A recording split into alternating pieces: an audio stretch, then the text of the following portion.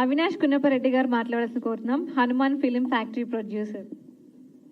వారాహి ఆత్మ కథ tailor launching వచ్చినటువంటి ఇక్కడ ఉన్న పెద్దలందరికీ కానీ మీడియా మిత్రులకు కానీ వచ్చిన ఈ సభలో ఉన్న ప్రతి ఒక్కరికి పేరు పేరున ధన్యవాదాలు తెలియజేసుకుంటూ, ముఖ్యంగా ఇక్కడ ఈ సినిమాలో డైరెక్టర్ గారు గుండెడ్డి శ్రీనివాస్ గారు మా అన్నయ్యే, హీరో గారు వచ్చేసి సురేష్ గారు జెమిని మా బావగారే.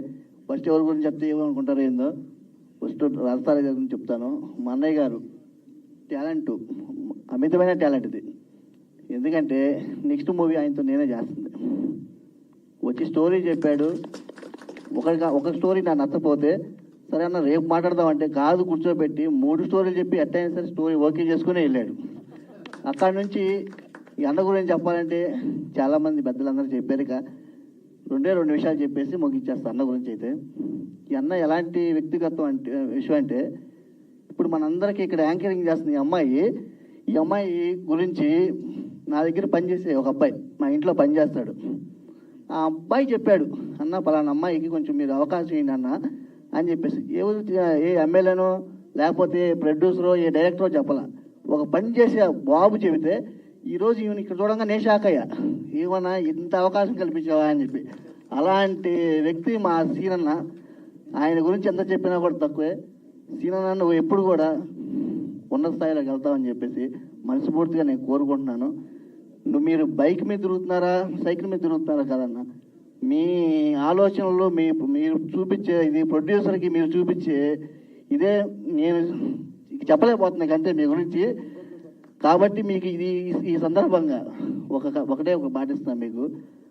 ఈ మధ్యన సినిమా హిట్ అవ్వగానే కార్లు ఇవ్వడం బాగా ఆనవాయితీ అయిపోయింది. కానీ నా మూవీ షూటింగ్ స్టార్ట్ అవ్వగా నేనే నీకు కార్ ఇస్తానని చెప్పి ఇక్కడ మీకు అవసరం చెప్తున్నాను మీకు. ఇక అలాగే ఇక మా బావ, మా సురేష్ బావ గారు ఇప్పుడే టైలర్లో చూసా, ఏంది ఆ రొమాన్స్ ఏంది, ఆ ఫైటింగ్లు ఏంది. మేమిద్దరం ఉన్నప్పుడేమో అసలు బావగారు నేను శ్రీరామచంద్రుడిని అయ్యి అని చెప్పి మా ఇద్దరు రిలేషన్షిప్లో చెబుతూ ఉంటాడు. ఏడు చూస్తే ఏమో ఇట్ట చేస్తున్నాడు. ఎలా మార్చేసి ఉన్నా మా బావగారిని. ఏదేమైనా సరే ఈ సినిమా అఖండ విజయం సాధించాలని చెప్పేసి మా బావగారికి హీరోగా ఆ తెర మీద చూసుకుంటే నాకు కూడా చాలా సంతోషం వేస్తుంది.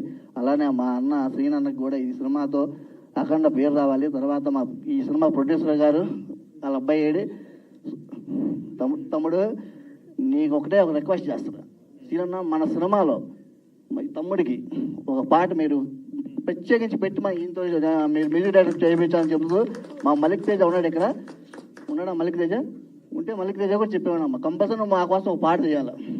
చేస్తావా? చేయాలి నువ్వు కంపల్సరీ కూడా. ఇంకో విషయం ఏంటంటే, చిన్న సినిమా పెద్ద సినిమా అనవాకండి. ఇప్పుడు ఒకసారి చెప్పినట్టున్నారు, చిన్న సినిమా అంటే ఫ్లాప్ అయితే అది చిన్న సినిమా, హిట్ అయితే అది పెద్ద సినిమానే. చిన్న సినిమా పెద్ద సినిమా తేడా ఏం లేదండి, ఏదైనా సినిమానే. అదే ఆర్టిస్టులు అదే రంగం అదే కథ కాకపోతే ఇంక వేరేది లేదు కదా. దానికి చిన్న సినిమా పెద్ద సినిమా ఏముంది, హిట్ అయితే పెద్ద సినిమా, ఫ్లాప్ అయితే చిన్న సినిమా.